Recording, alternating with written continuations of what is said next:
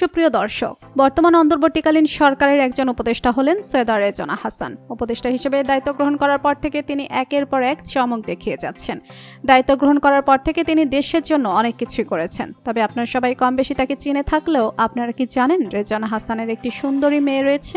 বর্তমানে কি করছেন তিনি? দেখলে অবাক হয়ে যাবেন আপনিও। বিস্তারিত জানতে ভিডিওটি না টেনে শেষ পর্যন্ত দেখে রাখুন। সৈয়দা রেজওয়ানা হাসানের পৈতৃক নিবাস হবিগঞ্জে। যদিও তিনি 1968 সালের 15 জানুয়ারি বাংলাদেশের রাজধানী ঢাকার ধানমন্ডিতে জন্মগ্রহণ করেছিলেন।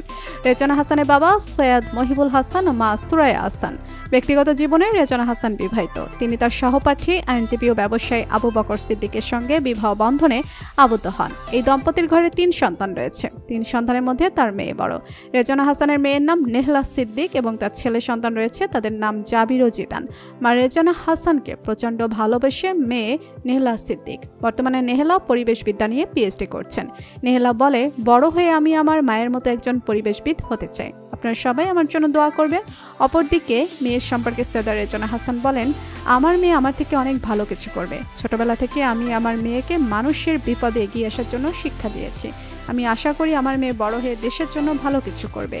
শিক্ষাগত জীবনে Rezwana Hasan Viqarunnisa school and college থেকে মাধ্যমিক সম্পন্ন করেন। এরপর হলি ক্রস কলেজ থেকে উচ্চ মাধ্যমিক সম্পন্ন করেন। পরবর্তীতে তিনি ঢাকা বিশ্ববিদ্যালয়ে ভর্তি হন।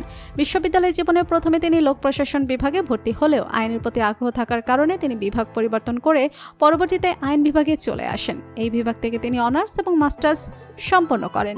1993 সালে LLM সম্পন্ন করার পর বাংলাদেশের বাইরে বেশ কয়েকটি ফেলোশিপ অর্জন করেন রেজওয়ানা হাসান।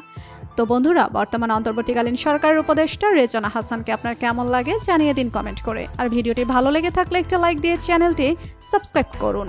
ধন্যবাদ।